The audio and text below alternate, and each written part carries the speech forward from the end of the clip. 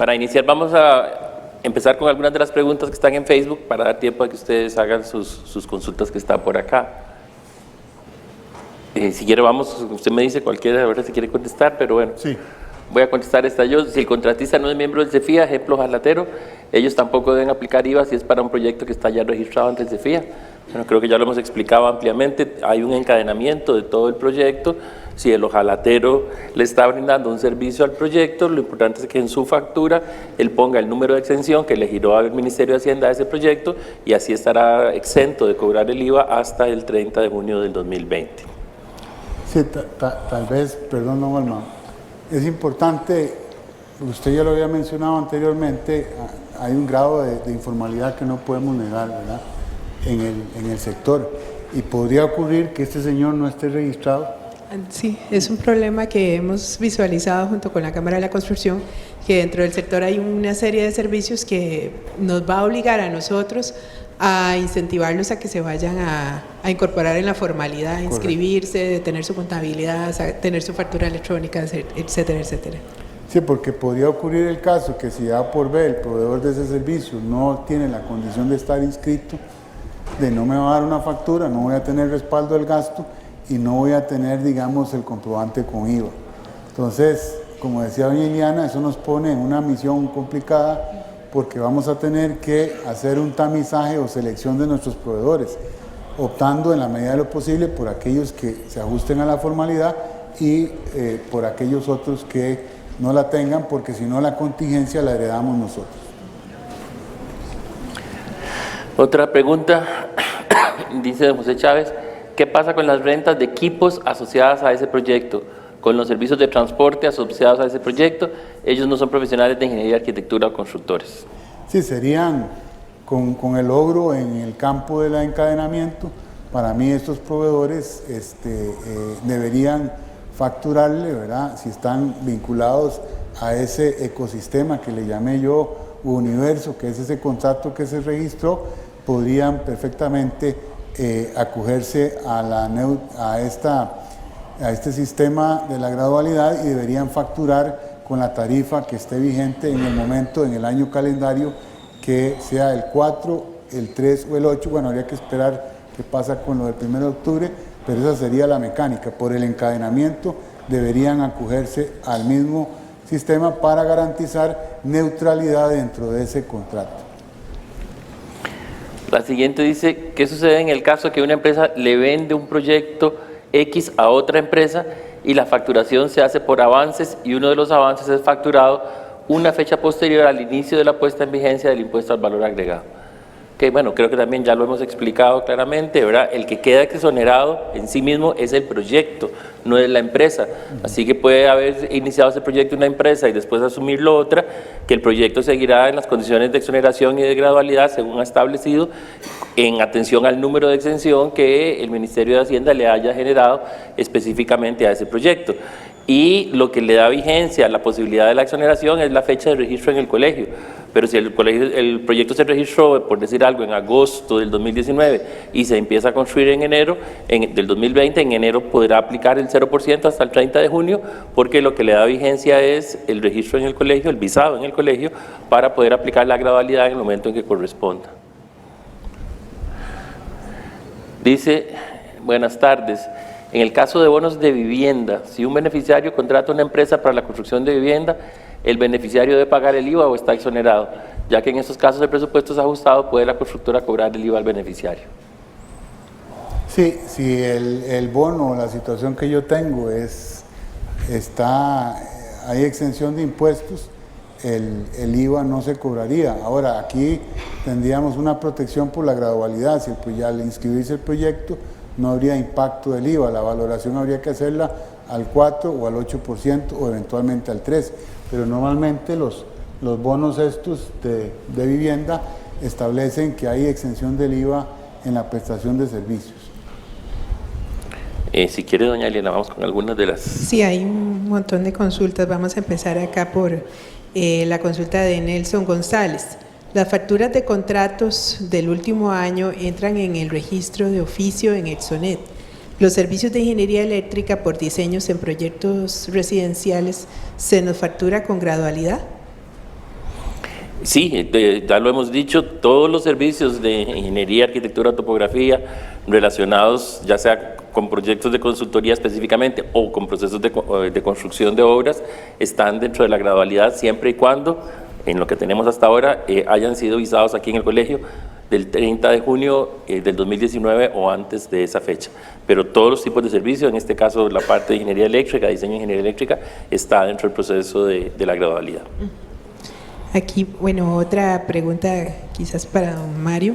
El local comercial donde tengo las oficinas de la empresa está a mi nombre. Actualmente no genero renta por ese local. ¿Debo registrar el alquiler?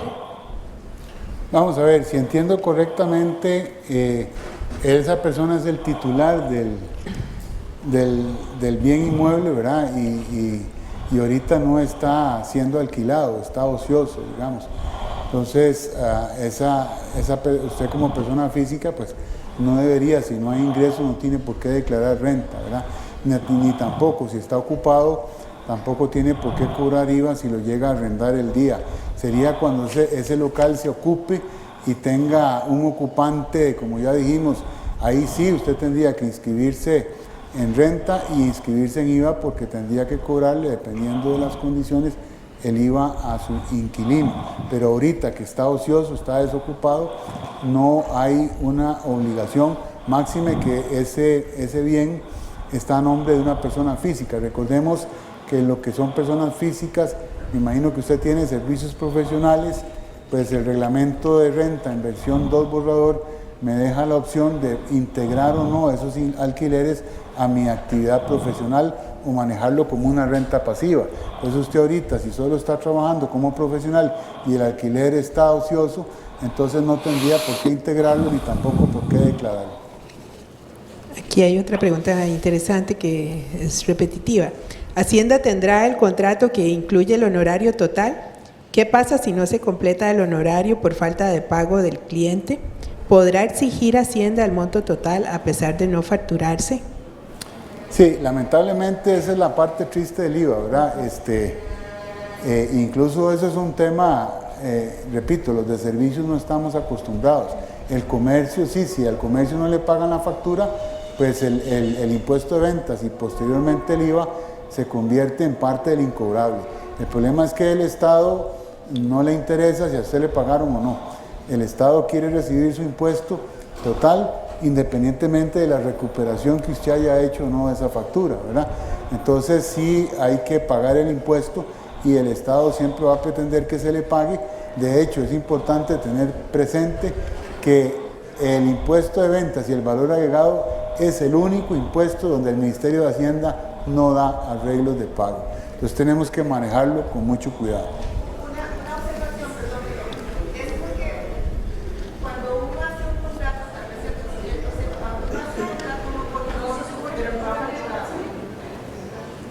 Vamos a ver, pero son dos cosas diferentes. No confundamos los honorarios de servicios profesionales con la aplicación del IVA en la facturación. La aplicación del IVA es en la facturación directa. O sea, independientemente de que Hacienda tenga el contrato de servicios profesionales, porque lo va a tener y va a tener los datos, no podrá aplicar el cobro del IVA sobre el monto del contrato, porque el monto del contrato es una expectativa de pago que se va a generar hacia futuro. Es a la factura. El IVA se va a correr directamente a la factura, ¿verdad? Totalmente de acuerdo. Sí, yo tengo aquí un par interesantes. Dice, ¿qué pasa con los proyectos de bien social que se trabajan ad honorem? ¿El profesional sí debe pagar el IVA? Es una buena consulta. Entenderíamos nosotros que como el IVA sobre la facturación y si es un proyecto de bien social que se registra en el colegio con cero monto de honorarios profesionales, eventualmente no habría una facturación efectiva del servicio profesional y no se debería pagar el IVA, pero mejor lo vamos a consultar a Hacienda para estar completamente seguros. Aquí hay varias sobre ese mismo tema relacionados también con los servicios de avalúo, fiscalización en vivienda de interés social. Entonces, sí, eso nada más es importante. Si el proyecto de vivienda o la situación de bien social es la que genera la exención, entonces no se cobra el IVA. Si yo le regalo el servicio a cualquier otra particular que no goce de una exención, yo tengo que poner el impuesto de mi bolsillo, ¿verdad? La entrega o prestación gratuita de un servicio es hecho generador del impuesto al valor agregado. Pero sería más, perdón, con la factura que yo haga, nada más. Sí, o sea, a ese servicio, correcto. O sea, si yo facturo, el servicio tenía un valor de 20.000 o 200.000 colones y yo no lo cobro porque decido condonar la obligación, no obstante que yo haya cobrado cero, yo tengo que enterar al fisco el impuesto al valor agregado. Por eso ahí se estaría refiriendo a lo que comentábamos ahora, al monto del contrato de prestación. Si yo firmo para un pariente y cobro cero de los horarios para un pariente ahora actualmente, entonces no le facturo nada. No se genera una factura, don Mario. Entonces en este caso como María, la facturación del contrato. No, es que el contrato nada tiene que ver, o sea, no confundamos. La regla que yo quiero dejar clara es que la prestación gratuita de un servicio paga IVA, y que es cero. Usted me va a decir, 13 por 0 da 0. Pero igual, en el comercio, cuando el comercio regala lo que ellos llaman regalías, entregan un bien, la pantalla más una olla recera y la olla recera va gratis, se cobra cero, hay que pagar el impuesto sobre esa olla rosera. Entonces el comercio tiene dos caminos, o se lo cobra elegantemente al cliente o lo pone él de su bolsillo, ¿verdad? Eso es lo que yo quiero. Entonces no es que se sustituye, tal vez, y ahí cuando yo no cobro por un servicio, mi obligación es facturar, yo no emito la factura, la emito pero con valor cero, ¿verdad? O sea, cuando por alguna circunstancia yo decido regalar mi honorario, lo correcto es facturarlo, pero con valor cero. No es que no se emite la factura del todo porque no estoy cobrando. Recuerden que con IVA el tema de la facturación, aun cuando no haya impuesto por cobrar, yo tengo que presentar la declaración. Entonces el deber formal se impone en ese escenario. Don Mario, perdón. Agradecemos, por favor, continuar con el formato de las preguntas escritas para poder avanzar. Claro. Adelante, doña Elena, gracias. Tal vez nada más, vuelvo a aclarar, la interpretación de don Mario parece ser la correcta, pero este es un caso particular porque el colegio autoriza el no cobro de honorarios profesionales para ciertas situaciones. Nos parece que lo que corresponde es que hagamos formalmente la consulta a Hacienda para estar completamente seguros de la interpretación que va a dar Hacienda. Sí, me gustaría que me dieran un chancecito para explicarlo francamente, se puede. Es que quizás para los compañeros que están viéndolo por Facebook Live, sí ocuparíamos del micrófono para que les puedan escuchar. Sí. Entonces, si gusta. Ahí la muchacha se lo trae. O sea, perdona la sinceridad. Yo hago un plano, un contrato para una casa, cobro, vale 3.500.000. No le puedo cobrar eso a un cliente, eso es una realidad. Me va a decir que no. Tengo que ver cómo hago para negociar un 60, un 70, un 40%. Porque la realidad es que voy a perder el cliente. No sé si muchos colegas tienen ese problema. Para tributación, yo estoy ganándome por ese contrato o una expectativa de 3,5 millones. En la realidad es que con suerte voy a cobrar 2 millones, con mucha suerte. ¿Cómo ve tributación o cómo manejamos eso? Ya eso lo precisó don Olma. Es decir, esa primera estimación no consiste en la facturación, o sea, lo que priva para Hacienda es el monto facturado. O sea, que se haya hecho un presupuesto, una posible estimación, no afecta, o sea, la estimación no es hecho generador del impuesto. El hecho generador es cuando se facture o se preste el servicio. La estimación no tendría por qué tomarla en cuenta Hacienda, porque de ahí a la facturación pueden ocurrir muchos eventos, ¿verdad? Vamos a ver, tal vez no nos confundamos y lo volvemos a repetir. Aquí tengo 2 o 3 preguntas en la misma línea. El monto de tasación del proyecto en el colegio que queda registrado en el contrato no tiene absolutamente nada que ver con la aplicación de la gradualidad. La aplicación de la gradualidad sobre la facturación efectiva de cada uno de los proyectos. Así que el tema que están tocando, que tiene que ver con horarios profesionales y la responsabilidad profesional, si cobra la tarifa mínima obligatoria o no, es otro tema que no tiene absolutamente nada que ver acá. Aquí lo que estamos hablando es de la facturación efectiva que se hace, pero igualmente como colegio nosotros tenemos que decir que es una obligación de los profesionales cobrar la tarifa mínima obligatoria. ¿Qué? Tal vez nada más, don Olman, perdón, porque escuché un comentario, no es que se esté regalando, o sea, la diferencia entre el valor facturado efectivamente y el presupuesto, no es que yo esté regalando la diferencia. Ahí lo que está ocurriendo al final del día es que el profesional está concediendo un descuento. Recordemos que el descuento es, si es normal y usual de mercado, puede modificar la base de cálculo del impuesto, ¿verdad? Entonces, puede ser que un servicio tenga un valor de X y por X circunstancias contractuales el cliente me exija o me pida un descuento, y si ese descuento es usual o normal del mercado, yo puedo modificar la base de cálculo del impuesto. No es que la diferencia o la brecha entre esa estimación contractual y el valor de facturación signifique que yo esté regalando la diferencia. Lo que estoy haciendo es otorgando, digamos, un descuento. Aquí tenemos otra.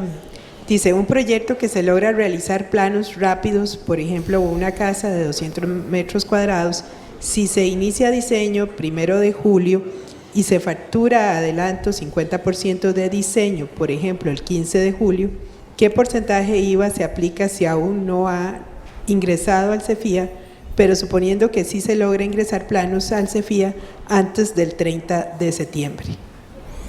Sí, bueno, creo que la respuesta también se ha dicho anteriormente. Todo proyecto que se registre ante el CEFIA hasta el 30 de septiembre entra dentro de la gradualidad. Si está en ese periodo digamos, de inicio del diseño, antes, en julio, en agosto, perfectamente hay dos posibilidades. El profesional puede venir y registrar el anteproyecto para que ya esté seguro de que va a quedar cubierto por la gradualidad, ¿verdad?, antes de que tenga el plano final terminado, y si no, pues termina el plano y viene ya con el plano terminado, hace el registro correspondiente en el colegio, en el APC, y ya está autorizado por el IVA. Si generó una facturación anterior, yo lo que diría es que esa facturación la debería generar en el momento en que ya registró en el colegio y tenga el número de exoneración, porque ese es el número que va a tener que aplicar en esa facturación. Aquí, bueno, hay otra relacionada con los proveedores. Para poder demostrar a mi proveedor que mi proyecto X está en la tarifa del 0% y que él me aplique a la compra específica de esos productos, ¿qué debo presentarle a él? ¿Quién debe ingresar los datos a Exonet, yo como subcontratista, o debo recurrir a la constructora para que me brinde dicho código? Sí, ahí la mecánica también se ha explicado, ¿verdad? El proyecto, el contrato es un ecosistema en sí mismo, cada uno de los contratos. Entonces, quien haya registrado ese contrato es el que va a generar la exoneración. El número de exoneración en Exonet es el que haría el trámite, y él es el que le debería suplir a todos los participantes en ese ecosistema para que se garantice el encadenamiento y la gradualidad y haya neutralidad en ese proyecto. Entonces, yo diría que es la persona responsable de haber inscrito el proyecto, y que una vez que él gestione, como ya dijimos, antes del 1 sería automático, y después yo sería el encargado o el llamado a gestionar para suministrarle a todas esas personas para que coloquen en sus facturas electrónicas el número de exoneración. Ahora, obviamente, eso queda sujeto a fiscalización, queda sujeto eventualmente a revisión, porque alguien podría caer en la tentación de repartir ese número indebidamente y que alguien se aproveche, ¿verdad? Pero eso ya es una situación patógena del sistema y eso es otra cosa, pero esa sería, digamos, la mecánica natural. Tengo aquí una pregunta para don Mario. Sí. Dice, si vendo servicios profesionales al extranjero de planos, ¿tengo que cobrar el IVA? Muy buena pregunta, no señor. Aunque el servicio se preste aquí en Costa Rica, pero esos planos van a ser utilizados en una obra en el extranjero, o sea, el servicio que usted hizo se consume en el extranjero, es una exportación, y la exportación no lleva IVA porque yo no traslado IVA hacia afuera. Caso distinto es si el servicio, el pagador puede ser un extranjero, pero el servicio se consume en el país, ahí sí habría IVA. Pero si el servicio se va a ser utilizado en el extranjero, no se cobra IVA. Ya hay una exención por estar en presencia de la exportación de servicios, esto ajeno a la gradualidad. Es una regla que, digamos, coexistiría con la gradualidad. Igualmente dicen, en el tema del encadenamiento, ¿de qué forma se liga la exoneración a la compra de materiales y servicios asociados a la ejecución del proyecto? Sí, es lo que, bueno, no sé, don Olman, si usted quiere. Sí, bueno, creo que es lo mismo que hemos dicho, ¿verdad? Sí. La manera de ligarlo es precisamente el número de exoneración que el Ministerio de Hacienda va a generar a ese proyecto específico. Correcto. Ese es el número que tiene que estar en toda la facturación que corresponda, independientemente de lo que sea, al proyecto correspondiente. Igual, entendería yo que las planillas de mano de obra tendrían que aplicar la exoneración según el número de exoneración que Hacienda le da al proyecto. Don Mario, ¿coincidimos? Sí, sí señor, nada más una precisión. Recordemos que el trabajador o la relación en dependencia, el trabajador asalariado no genera IVA. Entonces ahí no hay ni siquiera discusión, ¿verdad? El empleado que yo tengo no genera IVA porque no hay tercero. Como bien decía don Olman, de manera acertada, serían aquellas relaciones independientes que no haya trabajo, porque cada palo aguanta su vela. Una cosa es mi planilla, otra cosa es la del ingeniero y otra cosa es la del constructor. Pero las relaciones laborales no generan IVA, entonces no habría esa problemática ahí. No sé si por ahí va la pregunta.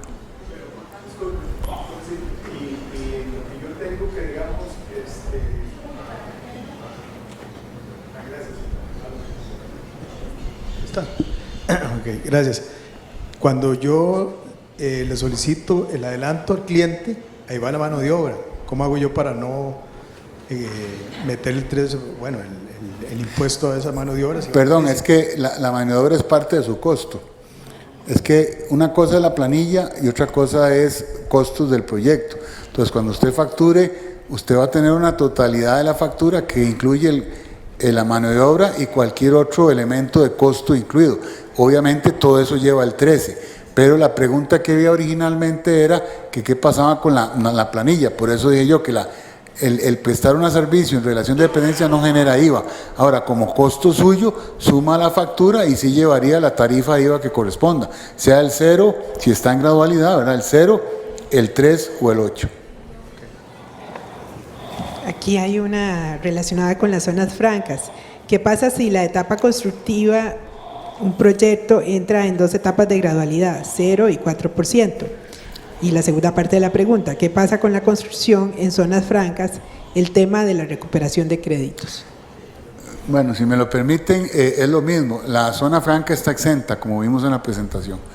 Hay exención subjetiva, entonces yo le vendo con tarifa 0, independientemente de la etapa de la gradualidad en que me encuentre, tengo que venderle, ya sea incluso con 13, 0, con 8, 0, con 4, 0 y con 0 da 0. Y la ley me dice que cuando le vendo a estas entidades tendría yo derecho al crédito, hay recuperación, hay crédito pleno porque la exención es subjetiva. Lo que no está claro ahorita es si las empresas de zona franca tienen que recurrir también a el procedimiento de Exonet, que pareciera que es la regla general. Hacienda le está aturuzando, perdonad el lenguaje coloquial, Exonet a todo el mundo. Entonces, las empresas de zona franca tendrían que hacer el trámite en Exonet, pero eso no está claro ahorita en el reglamento. Aquí tengo una pregunta que dice, ¿qué pasa con los contratos de gobierno licitados antes del 1 de julio y se adjudican a inicios del 2020, debido a que no se podría incluir al proyecto ante el CEFIA, inscribir el proyecto ante el CEFIA? Sí, efectivamente, para poder estar sujeto a la gradualidad, como se ha dicho ya aquí insistentemente, el proyecto tiene que estar inscrito en el CEFIA. Si la empresa presenta una licitación y no sabe si va a ser adjudicataria o no hasta enero, en este momento, si no lo hace antes del 30 de septiembre, estaría fuera de la gradualidad. La buena noticia, don Olman, es que al venderle al Estado, como ya dijimos, hay exención. O sea, si yo le vendo a la caja, usted le vende sin impuestos. ¿Pero qué pasa cuando no es la caja, sino cualquier otra institución? Ok, esa es otra buena noticia que yo la mencioné, y es que en el transitorio del reglamento, a partir del 1 de enero, yo le tengo que vender a todas las instituciones del Estado con el 13% para garantizar la trazabilidad. Entonces, si a mí no me da tiempo de entrar en la gradualidad, igual le vendo con el 13%. Pero si es un contrato de una licitación, que ya hoy yo le puse el precio. Sí. No estoy segura si me lo van a adjudicar y me lo adjudican sí, el eso es muy buena intervención, doña Liliana, lo que dice el transitorio es que las instituciones tendrán que ver cómo meten en presupuesto ¿Cómo resuelven el tema 13%, para- pero tienen que pagar el 13%. Ok, eso nos da tranquilidad a muchos que... Sí, señora, ahí con el Estado son buenas noticias porque la graduabilidad, digamos, no nos afectaría, porque si es la caja, le vendo sin impuestos. Ya sabemos desde ya que es Exacto. 0%. Quiero hacer una aclaración porque me indican que en esta parte de preguntas y respuestas hemos tenido algunos problemas técnicos con el Facebook Live. Independientemente de los problemas que se hayan presentado, después quedará en el Facebook la transmisión completa, la podrán volver a ver si quieren con toda la continuidad que corresponda. No sé si tenía. Sí. Aquí hay una muy interesante. Hay proyectos que se registraron hace algún tiempo y no han iniciado obra o consultoría. ¿Cómo hace el CEFIA para saber hasta qué fecha se deben inscribir los proyectos antes del 30 de junio? Perdón, no la... Ok. Dice, hay proyectos que se registraron hace algún tiempo y no han iniciado No han arrancado. obra o consultoría. Ok. Y esa es una muy buena pregunta y que dice que nos la hacen. Cuando nosotros estamos negociando con Hacienda sobre la base de datos, Hacienda nos pregunta cuánto es el mayor plazo que pueden tener los proyectos registrados de tiempo hacia atrás. Y nosotros le dijimos, bueno, hay un plazo que es el básico, y es que el proyecto se registra y nosotros lo resellamos durante 2 años consecutivos, ¿verdad? Si el proyecto no ha iniciado. Eso quiere decir que el plazo máximo es 3 años. Pero, y eso lo vamos a sacar en una circular para todos los miembros, si en este momento se están iniciando proyectos que habían sido registrados de más de 3 años de tiempo atrás, o sea, un proyecto que se registró hace 4 años y hasta ahora se está construyendo, nos lo tienen que indicar porque nosotros le tenemos que dar esa información a Hacienda para que pueda estar dentro de la gradualidad. Esos proyectos, o sea, del 30 de septiembre para atrás hasta cuando sea, tienen el derecho de la gradualidad. Y si fueron proyectos que por alguna razón se registraron hace 3 años o más de 3 años, hasta 3 años nosotros vamos a dar la base completa a Hacienda. Más atrás de 3 años le daremos los que en este momento se estén ejecutando, a pesar de que hayan sido registrados con más plazo de 3 años. Pero esa información nos las tienen que dar ustedes a nosotros. Aquí hay una también muy interesante que se repite.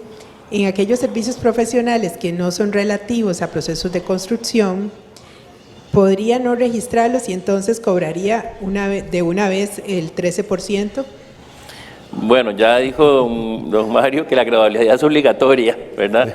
Creo que por ahí va la respuesta más que de si conviene o no la aplicación de la gradualidad. A como está establecida la norma, si los proyectos se registran el 30 de septiembre, la gradualidad tiene que ir obligatoria.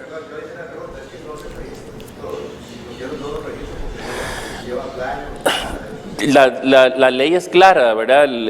Todo lo que no se registre paga 13%.